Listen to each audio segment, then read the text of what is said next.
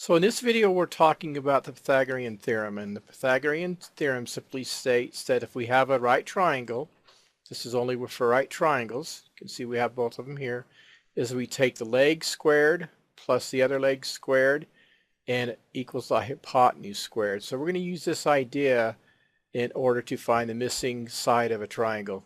Now there's two types of triangles problems that we're going to be solving. One is where we have a missing leg. The other one is we're missing the hypotenuse.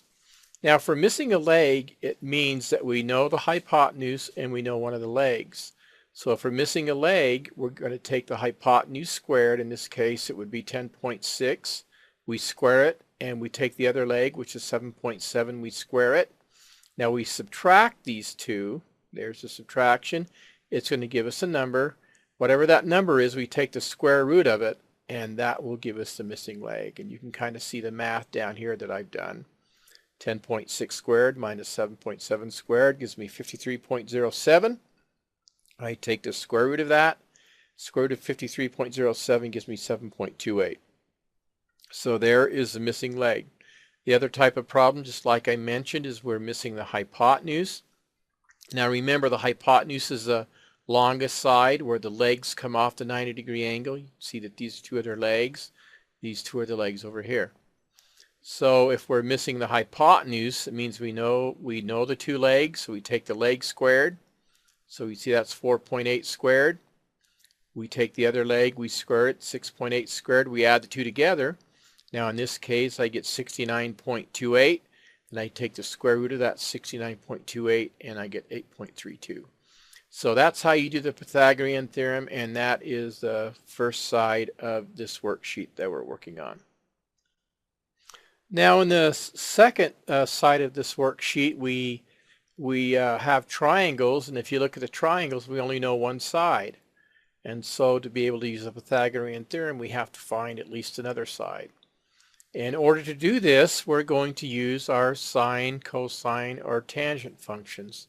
Now, if you look at these three triangles, you can see that we're always given an angle, and that's really important because to determine if we need to use sine, cosine, or tangent, we have to first identify where that angle is at. Now, with respect to that angle, there's going to be a certain ratio that we need. So if we're using the sine of theta, if you find that angle that's given, there's going to be two sides. One side will be the hypotenuse. The other side is going to be the opposite side.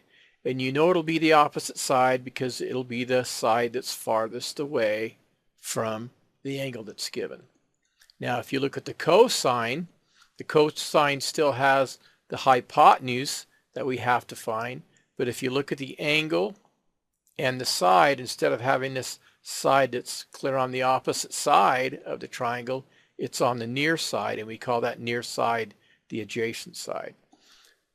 So this means if we're given an angle and we look at this first triangle, my ratio would be 15, which is the opposite side over the hypotenuse, and then I would have x.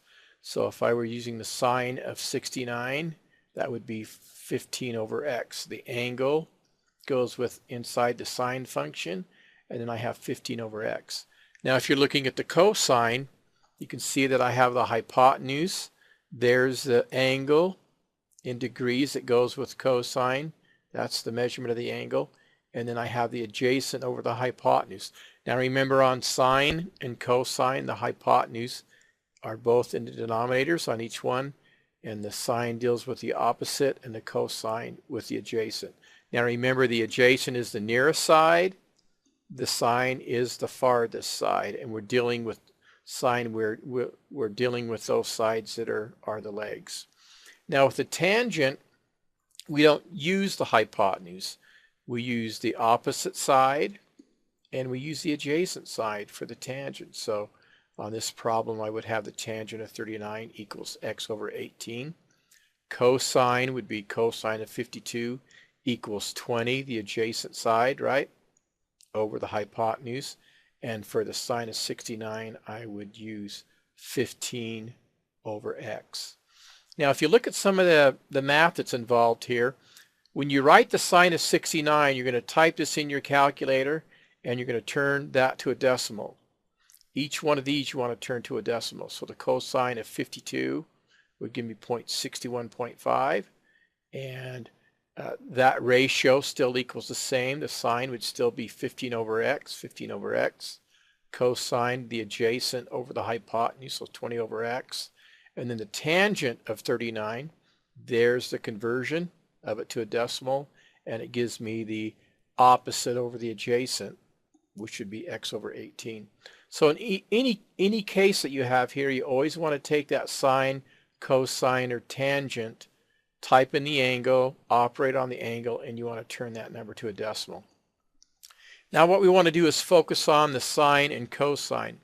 Now whenever you have a denominator that's a variable, basically what you're going to do to make this algebra really easy, you're going to switch places.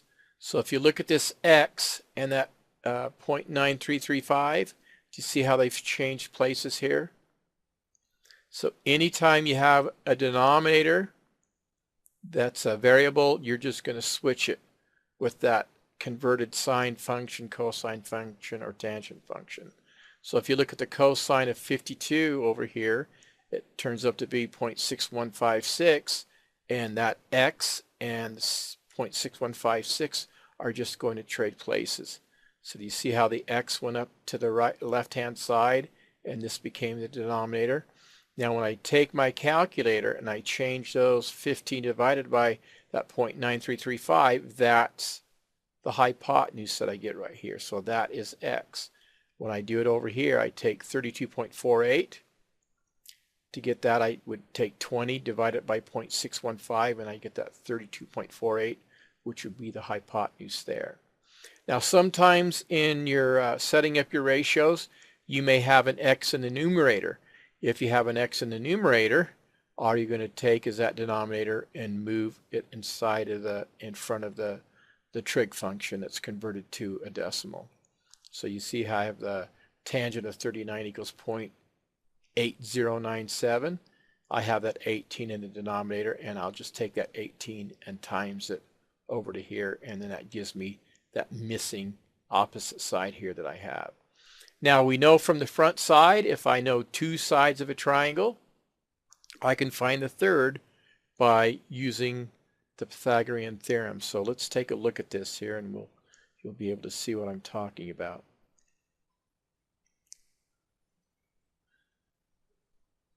Trying to get my right pen out here. So this is 16.08, so that's 16.08. Now I have that hypotenuse minus the leg squared. Do you see that relationship? So this is like what we did on the front side, so that becomes a missing leg. Now when I use this tangent function right here to find x, I came up with 32.48. So that hypotenuse is 32.48. That's my longest side, so I take the hypotenuse squared minus the leg squared. It gives me that number. I take the square root of that number, and then it gives me that other side, which is 20.59. 25.59. Now on the last one, when I find x, 18 times that tangent of 39, I get 14.57. So that's 14.57. Now on this one, I know the two legs. One leg is 18, so 18 squared plus 14.57 squared. It gives me that number. I take the square root of it, and that gives me that 23.11. So basically, this is kind of the idea that we have here. There's two steps to those problems on the back side. You're going to use the trig relationship to find one of the missing sides. That will give you two missing sides. And remember, you use that trig relationship.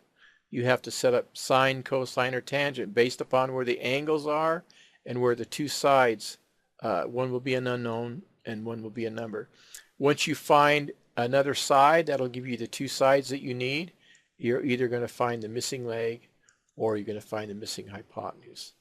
So I would take notes on this video, and if you have any questions, make sure you get a hold of me and I'll be glad to help you.